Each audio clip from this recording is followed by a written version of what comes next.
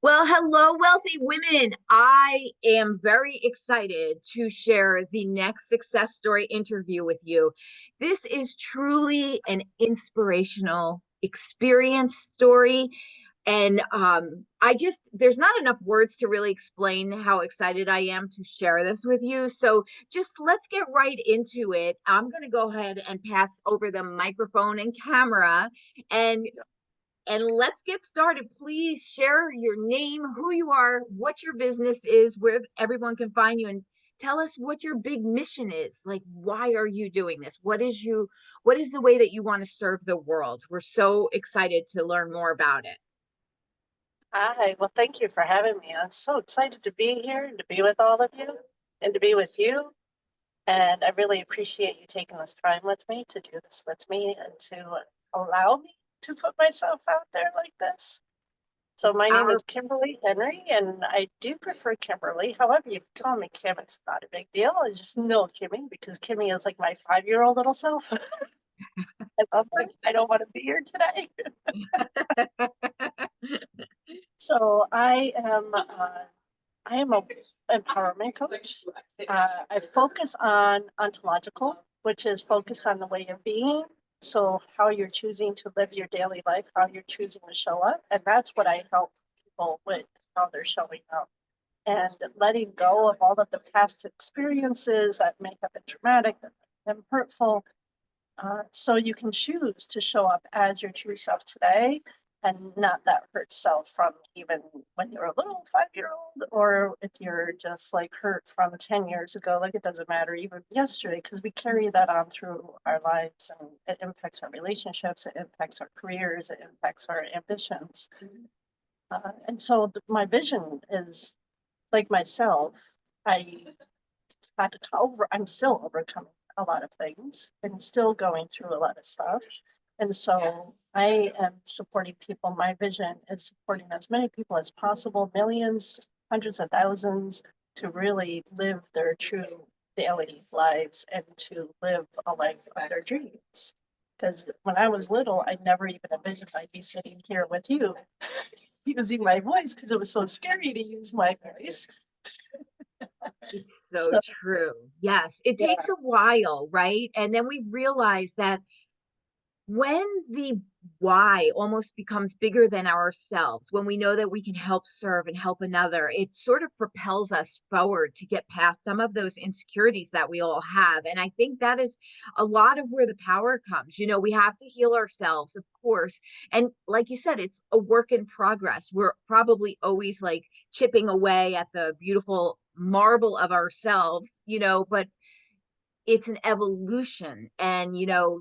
And we get excited when we learn and make improvements, and we want to just naturally, if you're coming from such a good soulful place, you naturally want to help others because you've been there and you know how to maybe navigate it better, right?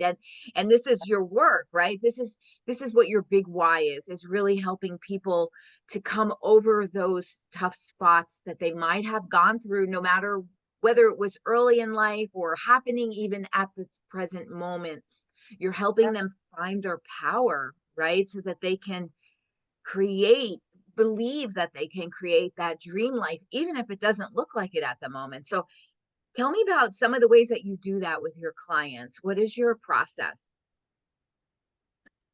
So what has best supported myself, which if I know I'm supporting myself, then I know I can support other people. So it's really using tools that we can have in our lives. And I can say for myself, I had a lot of resistance to using tools. And so I realize now I had that resistance because it was familiar. It kept me small, and it kept me in that place of being hurt and being a victim. And I lived being a victim for so many years until I decided to take ownership. So by supporting people but using tools, it's supporting them to feel empowered and choosing to live a different life rather than choosing to live as a victim. You can choose to live as a victim, hey, it works for you, it works for you, like, no judgment.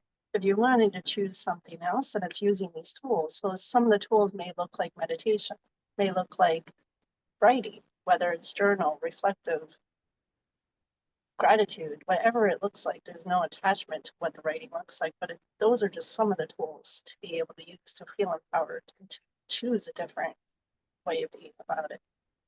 It's interesting that you bring up, the word victim, because I think all of us, whether or not we like to admit it or not, we've played that part, and maybe very understandably so. Whatever the circumstance might be, there's always really some tough situations out there that no one would really judge somebody for getting into that frame of, position, because I think there's a mourning, there's a grieving, there's a hurting, and that has to all be felt, right? It has to be experienced.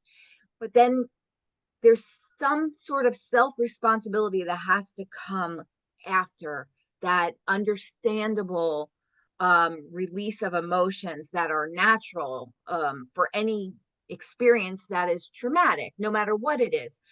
But at some point, someone has to say, okay, it is what it is, so to speak. How do I make it better? How do I go forward?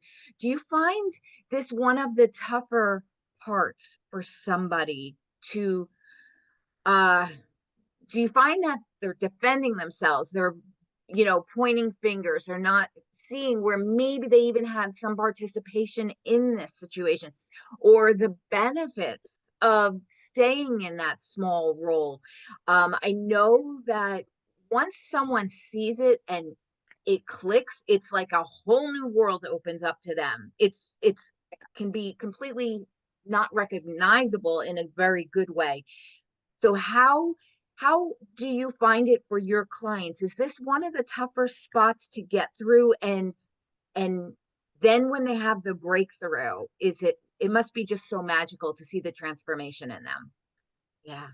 Yeah, it definitely is that spot. I mean, that was a spot for me Yeah, me because it too. was For all of really us. realizing that when I'm pointing a finger, there's a finger pointing back at me. And when am I going to choose to see that?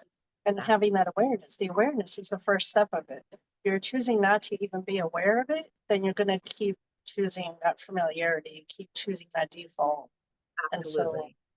And the and power you get when you say, yeah, hey, huh, yeah, all of a sudden I can see my part in this. yeah, And then, I mean, you sort of have maybe, I mean, it's different for each person. Maybe you have some being mad at yourself, but then once you get past that, even then you're like, the power just comes because you realize, okay, you you were in charge of maybe making a wrong decision, but no matter what, the power is in the fact that you made the choice to be in charge of that decision. So therefore that means you can be in charge of a brand new better decision for yourself, which means you've always had the power. You just maybe didn't project it in the proper manner, or someone fooled you, which isn't your fault. People get fooled all the time, and I don't like how, like, the one that got hurt, the victim, so to speak, is being blamed that they should have known better. No, sometimes people are really good at hiding stuff. And but at some point, even if that's the case, you have to make the decision, okay, this really doesn't feel good anymore. This isn't working for me. And yeah, I just love the work that you're doing because it's so transformative, and it can completely make someone into a brand, almost like a brand new human, or just their best self that was hiding underneath the layers. So I mean, I'm sure that your clients just love the transformations that you help them get to. So what is one of your best for anyone listening right now who maybe would like to know, how can they start this process on their own before reaching out to you or another coach or any kind of, what can they do for themselves, do you think, to kind of get, they know something's wrong, they haven't been feeling great about it, they're scared, they're stuck, they're still in that, maybe victim mentality. What is maybe one or two quick transformational quick win tools that they might be able to start now, especially, wanting to improve their lives? What can they do to get started right away on the right path? well, I love to write, which is why I use it as one of the tools and why I support people with using that tool. And I love Elizabeth Gilbert, who did the Eat, Pray, Love. Oh And yeah. so when I listen to her, she really speaks to me. And this is why I encourage people to use curiosity. Because when we're in a place of being curious with ourselves, curious with other people, there's no judgment. It's an openness. So if you're really wanting to start at a place, keep it simple and be curious. Start asking yourself those questions. Like you said before, I love that you said it just a few minutes ago. How am I playing a role in this? What role am I playing in this? So then you can be curious with yourself, and then that's going to allow an opening to like literally open up for you to take a look at the people in your life, the relationships, how you're playing. How are you playing for you? Are you really being, are you being that person that your mom wants you to be, that your dad wants you to be, your sister or your friend, whatever, because we all wear masks so that we're playing that role of what people want us to be. I did that for years. I was that codependent child that kept the love between everybody because I've always been, why can't we make love, not war? Yeah. Why can't we all just love each other?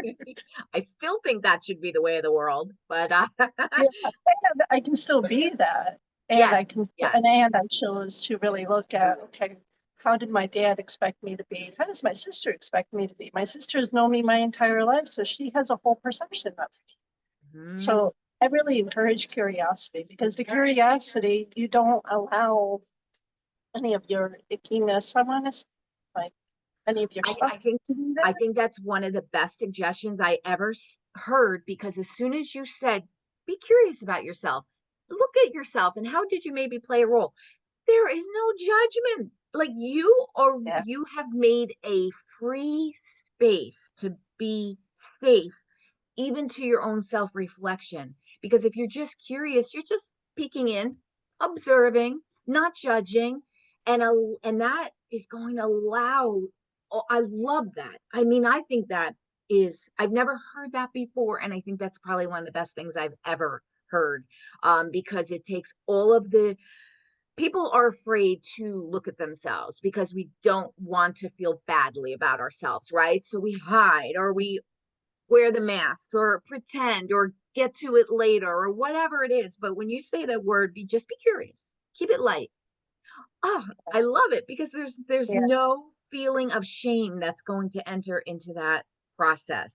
Just no, take it a peek. Really yeah. great. Yeah, Oh and my that's goodness. women. I mean, look at how much shame we carry anyway. So do we really need something else to be shameful about? I know. It's so true. I mean, at some point, let's let the joy and the light in, and Yeah, know that that can probably guide us more quickly and joyfully to what is meant for us than all of the shaming and the shoulds and the coulds and the would haves and all yeah, the things, right? So, yeah. okay, well, I am already loving this. I want to get to some success questions, because this is just already exciting me talking with you, and I know everybody who's listening. Before we move into that, just go ahead and share the link where they can find you. Where's the best place for everyone to find you? Well, I'm on Facebook and Instagram. So Facebook is Kimberly Henry, and Instagram is the real Kimberly Henry Henry. Love this, love this. And of course, I'll put this all in the show notes for easy awareness of how to get to you and your work. So let's go ahead and go for some of the success questions. And this is really great because it allows others that are in the process of building their businesses, or maybe they're at a little bit of a point where they're stuck, there's something that isn't just flowing the way it maybe used to. These questions really are meant to inspire women to keep moving forward towards their best self, the dreams they have for themselves, the self love, the family, the friends, just the life they want to create for themselves. And, we all get stuck sometimes. And there's those moments in life where we really need a dose of motivation, because it just is a natural process of the path, the journey, right, to achieving our dreams. We're just not always robotic where we're like making it work and happen, and like, it happens. So these questions will let others know they're not alone, but it also serves as like inspiration for them to get back in gear and focused. So Awesome. um first question for you: how do you define success? Like, what does that look like in the day of your life, like a successful day for you? I love that because I've been contemplating this because I feel like it's changed even daily. let alone Mhm. the years. So right now in this moment today, it's fulfillment. So if I'm feeling fulfilled with myself and how I'm living and what I'm doing and how I'm going about, then I feel like that's successful. Yes, I love that. And you like check in with yourself, and do you like check in, make sure you're on course for yourself? Can you tell when you're off course, and when you feel off course or something's not lining up for you? How do you differentiate between, maybe you're just allowing yourself to be in the comfort zone and not pushing yourself, or how do you know when, oh, this might not be right for me anymore? How do you make that convicted feeling that, okay, this is actually not the right path anymore, or I'm just being a little lazy today and I'll get my motivation next week or something like that? My word has been grace. I give myself grace.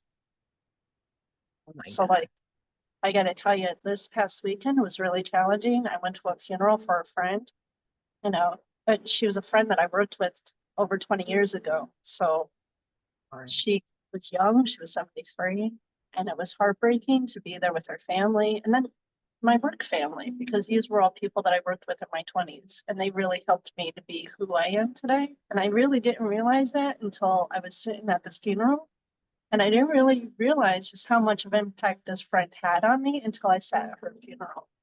And my point of sharing this is that this morning I sent you a message. I was running late. I don't know if you saw it. I gave myself grace. I stayed in bed for an extra half hour and I trusted the process that I will be able to do this. I'll still show up. It'll still work out. My body is exhausted because I'm still carrying the grief. I can feel the tension in my body. Like I can still sense it. So it's grace. And that's been huge for me, especially with all of the trauma that I've experienced. That word has never been in my vocabulary. It was never in my vocabulary. Already, like, I'm so sorry for your loss. I can imagine the intensity of that. But you said two things on this interview already that I think, just even if we stopped right now, would be so helpful to everybody. And the first one was the curiosity thing, because it just leaves space without judgment. And then the Yeah, grace is another one.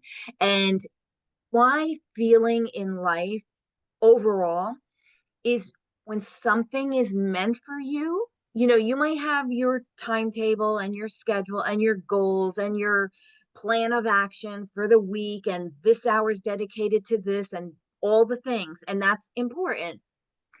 However, if you allow grace and you're so off course, even for a while, this yeah, does not at all mean that you are not going to get to those goals, because if it is meant for you, it is going to happen regardless of all of the human life experience that we have, that we think we shouldn't be affected by, and stay in our lane and just get it done like we're robotic. And I have learned that this beautiful thing you talk about, grace, is so important, because it's the biggest way of loving yourself.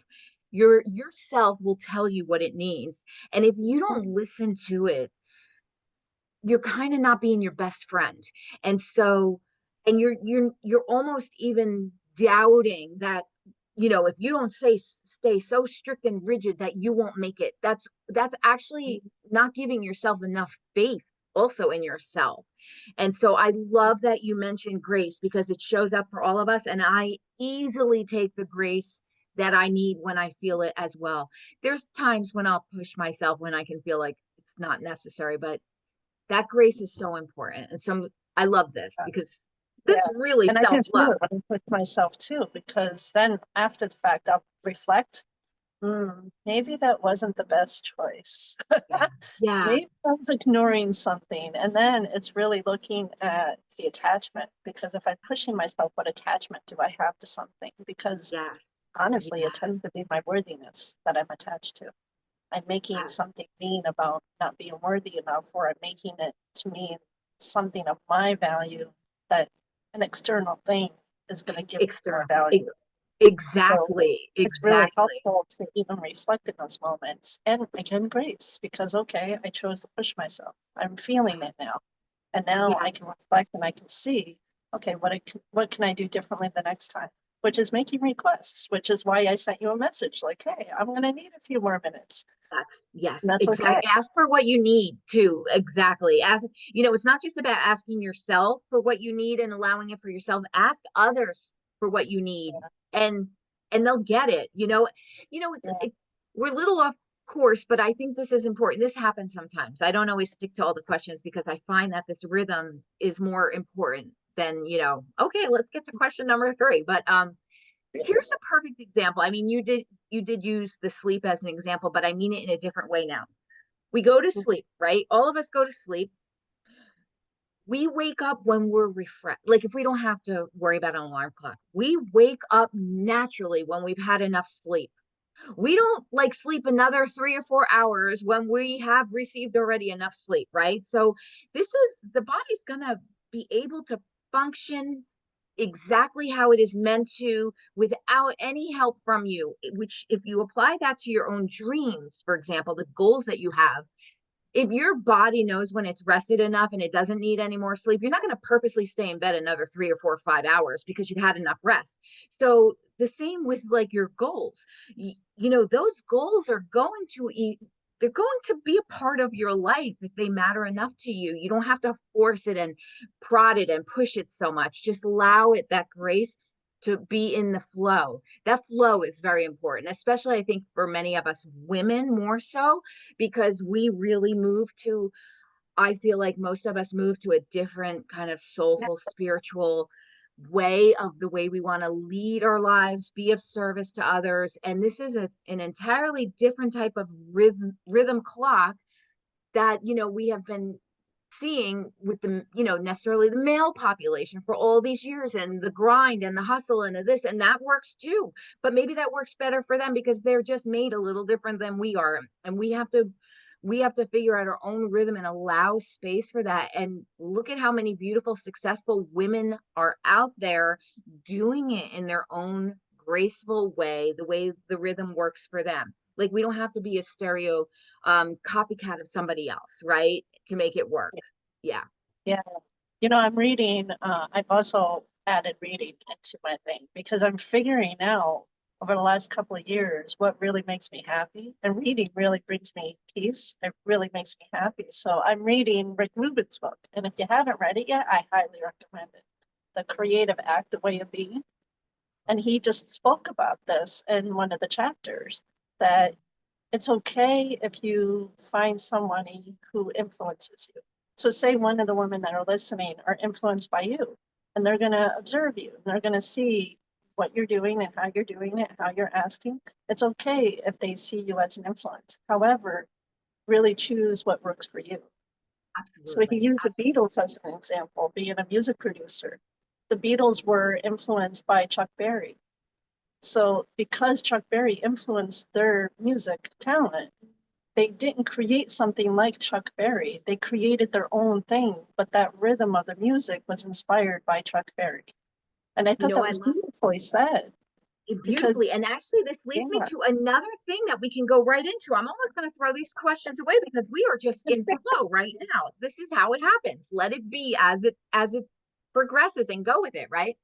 yeah, Okay, so you just said that, they were inspired by Chuck Berry, but they did their own thing. So yeah. many women that are building their businesses, I often hear, oh, yeah, but it's already been done. There's already us very successful coaches out there Mm, doing this already. Who am I? I'm the little one. There's the big ones. They don't need more of the same.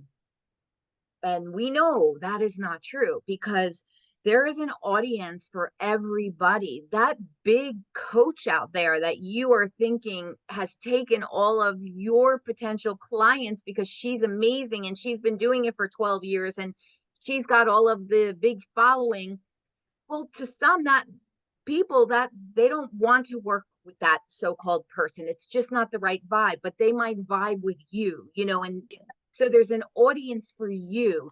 And can you speak to this a little bit more? How, because it does come up, especially in the beginning when women are building a business and they can see the competition, so-called competition, and they can see that it's already been done and who needs more of the same and how are they going to make theirs stand out.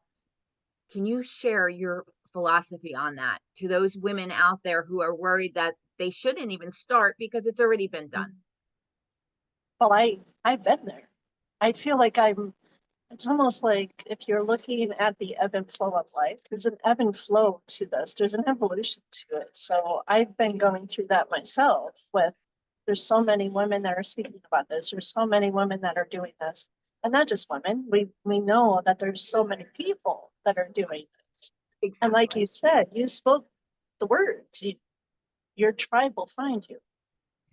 So that's the most important part is that someone who needs to hear those words will be attracted to, because that's just the law of the universe.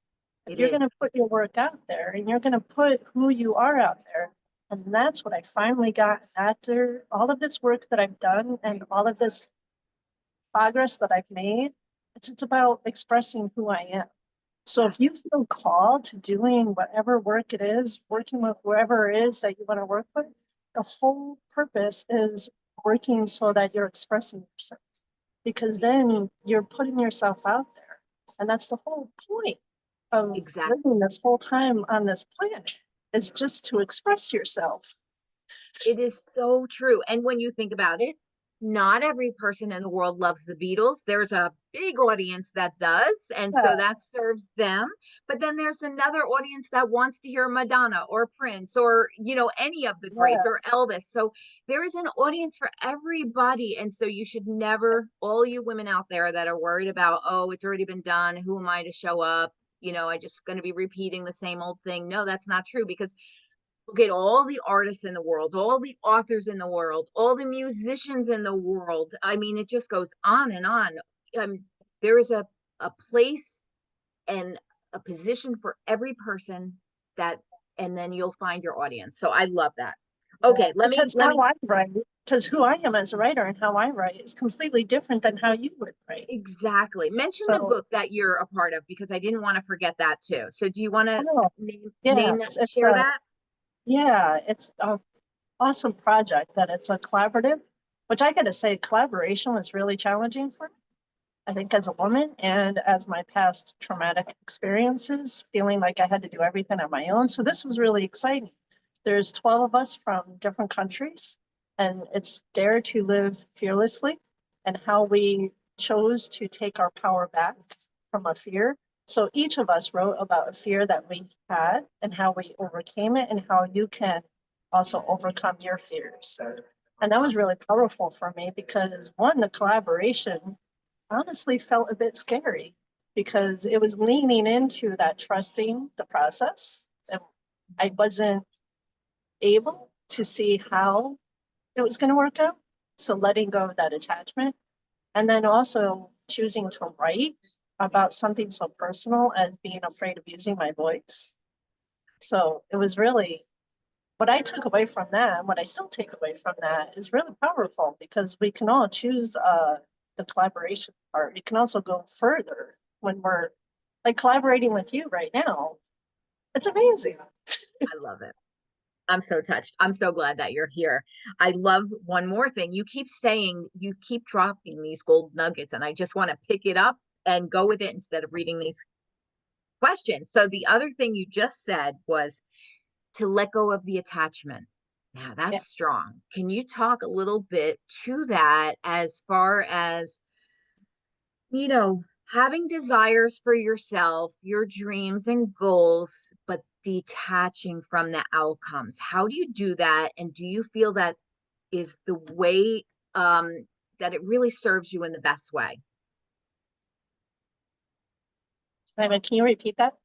Yes. So like I love this idea of letting go of the attachment to an outcome, like being focused on the process more than the journey, not the destination. But it's hard sometimes because people definitely want to stay attached because they're afraid if they let go of the attachment that they actually maybe won't achieve the goal. But I think that there's a secret sauce in that flow and magic and self-love, self-belief. Can you speak a little bit more to um, letting go of the attachment to an outcome? Yeah, yeah, yeah. Yeah, it's surrendering. Ah, yeah. really. Like, and the surrendering isn't like I give up, excuse me, I give up, I'm letting go. No, the surrendering is, I know that I have a purpose of working with someone. I know that there's a meaning behind why I feel called to do what I'm doing and why I feel called to use my voice in whatever manner, and surrendering to what it is. So Yeah. really trusting the universe. I like to look at it and then believing that there's something bigger than us and why we Yeah. have this calling to do it. And that's where it comes into trust. So it's the trust and the surrender. And, and then also looking at it from what we talked about a little while ago with reflecting. So if you do feel that you are so attached to what it is, and if you choose not to listen to that inspiration that comes to you, like that tiny little whisper of, hey, I should be doing videos. Hey, I should be writing this.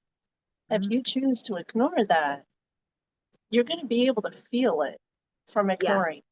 And that Mhm. speaks louder than anything else Yes, and because that's you're actually, choosing not to live how you really want to be living. I love this. And you know what the great thing again, and this is one of those things where you can kind of fully surrender, as you say, it will get louder and louder and louder until you take action. And so I believe in psychology, there's a term called your threshold of pain. And for each one of us, it's different. And so we typically, as humans, don't necessarily change on the first, pinch that we feel on something, whatever it might be. It takes a couple pinches, and sometimes some people they need the pinch longer or a little bit, but at some point, because your own self knows what is best for it is going to, again, your dreams are going to happen no matter what. That's what I'm kind of trying to say. It does. So even if you kind of like stumble along, it's okay. Just dust yourself off, get back up, and keep going, because Mhm. you are absolutely going to get there. Because if it's in your heart, if it's your dream, you will get there. Now, of course, we are doing these interviews and to basically let's get you there quicker, more easily, more successfully. Like you don't have to like do all the hurting to get to the process. That's why like Yeah. learning from others, being inspired by others, reading other stories, looking at how they did things, you can shortcut it, right? And you can make it an easier process. But even in the big picture, if you didn't shortcut anything, you're still going to get to where you're meant to be. So, like, that should give everyone here peace of mind, to give yourself grace, relax a little, know that you can do it your own way. You can create it the way you want to create it. You will still get there. So, yeah, I Yeah, love and it's really listening to yourself. And if you choose to listen to yourself, my biggest lesson has been when I listen to myself, I trust myself. So not only am I trusting the universe, I'm trusting myself. question for you. And this one, maybe we'll do this as our last question, but this is, again, a good one. You keep bringing things out that I think are really important to talk about. It is a beautiful thing when you can trust yourself, but a lot of times, many of us make some mistakes and we get stuck in blaming ourselves and we lose the trust in ourselves. Yet we know it's so important to come back to that homeostasis within ourselves. How do you how should someone forgive themselves so that they can move forward, so they're not in the spin of self-blaming? Oh, I should have done this, I wasted so much time, I lost so much money, what was I thinking, all the things, because there are those things in life that typically show up for each and every one of us some way at some point in our life. And it is not the easiest thing to not put a spotlight on your own self in a negative way and self blame. But then again, like I think everything helps you to get you to where you're supposed to be. So even that can be productive. But anyway, if you want to like, have a shortcut through that self blaming and spin so you can get on with more positive forward focus, what's your suggestion for people that get caught up in self blame? Mhm. Well, remember, the brain works to keep us safe. So the first thing is the negative. The brain automatically goes to that negativity. And I can say for myself, Yeah. as a little girl, that self-blame was my default. That's the only thing that I did. It was my fault that I couldn't make other people happy. It was my fault that I couldn't fix something. It was my fault that this happened. And so I stop and pause and I just reflect and I sit with it. And that's uncomfortable. Like you, if that's a choice to Mm-hmm. sit in that muckiness of that. When I do pause and sit in it, I can again give myself grace that, oh, isn't that interesting? That voice is back. Oh, that's interesting that I'm going to beat myself up. And then I can choose to put down the beat up stick because the beat up stick, oh, it's like torturing myself. And you know what? There's almost like a positive way to look at it. Like if you are like self-blaming yourself and you're able to sit with it, like you say, and get out in front of it, like be outside of it and say to yourself, Yeah, oh, look at this. I'm blaming myself, but the reason I'm blaming myself is because I really love myself and I don't want this to yeah, happen again. And I feel badly that I had to go through this because I didn't deserve it. And actually, that's yeah, just me loving myself. So, you know what? You can actually find the positive even to when you're in the self-blaming cycle, and that can be the okay, let's do it differently next time, because obviously I love myself and obviously I want a better experience for myself and others. So this is a good thing that I notice that I'm being tough on myself because I want more, because I deserve more, because I love me and I love my life and I want to make it. So yeah, that's actually pretty good, huh? yeah, yeah. I love That's the this. amazing part is then I can see, oh, this is what means a lot to me. And then again, you're trusting yourself because if you know that you're blaming yourself over something that happened, then that's important to you. So what Yes, can I do differently so that I can make that happen? What can I do differently to choose something else than blame? that's What's it. the best way to support me to shift this? Because Love once I it. can have that awareness on what's important to me, and then that's what I want, and I didn't get it, it didn't happen. Okay, well then I can shift it because then what's going to support me so that I can make it happen? Yes. Ah, I love this. We went really in a very big, deeper understanding of the self. And I tell you, I am so thankful that our conversation went in this direction. If I had one question to ask you, then that was on here. Um, fear is a big thing, fear of getting started, fear of being seen, fear of being called an imposter, fear of all of the things, specifically I relate it to, creating your own business or being in business in general. What is your number one tip to get through any type of fear so that that person can move forward? Really feel like the biggest thing that supports me with the fears, because I have a lot of fears, is really recognizing it's a fear. It's a thought. So just like we talked about a little while ago with the ebb and flow, there's an ebb and flow of those thoughts. So again, if I can be aware that, oh, there's a fear that's here, I can then allow it to go. I don't become it. I don't, I'm not it. It's a fear. Ah, And so I can choose to then let it go. Like, oh, okay, it's there. This is what I feel afraid of. I don't even like using the word I'm afraid because the I am is so powerful. It's like mm, you really get to be aware of what you're putting after those two words. yeah, And then yes, if you can choose what you're putting after those two words, that's even a different level of empowerment. So I can say I feel afraid and then I'm not it, but I yes, am empowered because I feel afraid. because you're recognizing it and you don't want it and you can make a fix. I love this. This is like, again, this is gold. This is a beautiful interview filled with gold nuggets everywhere. It's like fear, sometimes we make it into its gigantic monster, that it's like an entity, all consuming, all, overwhelming. How do we even get, you know, quite often we don't look at it as separate from ourselves, and a choice, an idea, a thought, meaning nothing, because faith is also a feeling, and that's a more positive one. So if you you can just switch it. And I love that whole idea of be careful what you add. Well, no, let's not even say, always add positive after the I am statements. Yeah. Always, that is your better. So I am at this moment feeling a little uncomfortable. What is that about? And this curiosity thing that you said, where you're questioning Yeah, yourself and yeah, realizing that this is just random thoughts that might have came for whatever reason, and you kind of like put a flashlight on it and say, what is this about? This is kind of irrational. Let's move past this because it doesn't make yeah, sense. It's momentary.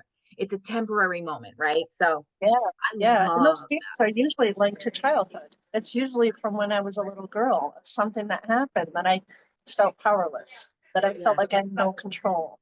And yes, control is an illusion. So if I'm aware that I want control, then that's where I can choose to how I'm choosing differently. And then I do have a sense of control. It's just not the illusion of control that I think I'm going to have. and it's interesting that you say that, and I'll just end with this. You can go deep with this thing that I'm going to say next, but the general idea is this. I had a coach who she spoke to her clients, and she basically said a lot of stuff does come from childhood parenting and so forth like that, and we just grow up that way, and we don't even know why we're responding or acting the way we're doing because it's just how we've been raised, right? But Yeah, once you start to get aware by curiosity, grace, questioning, that whole thing. And then when you realize like some of the things that come up for you, she basically said something along the line like, Mom or dad or whomever, this is yours. I'm going to give it back to you. It's not yeah, mine. It's not mine anymore. This is yours. Thank you. You did yeah, the best that you could. I appreciate it, but I'm going to return this to you now. I have my yeah, own. Powerful. Give it and like physically motion it out. Give back to the parents or whomever it might have been something that didn't necessarily work positively because it's theirs. It was their upbringing that brought them to act that way, and they did the best that they could. And, yeah, so like, and let's focus on the positives of all the good things that have happened, right? So, yeah, yeah. okay, It goes back to the masks that we're wearing because the people in our life. As a little exactly. girl, I took on everybody's thing. I Yeah, felt the need to take care of everybody as a little yeah, girl. yep, And yep. that wasn't the truth. That was my perception. So No, now, as a woman in my 40s, yep. I can be aware of, oh, it's that sweet. It's that little girl that feels like she needs to take care of everything.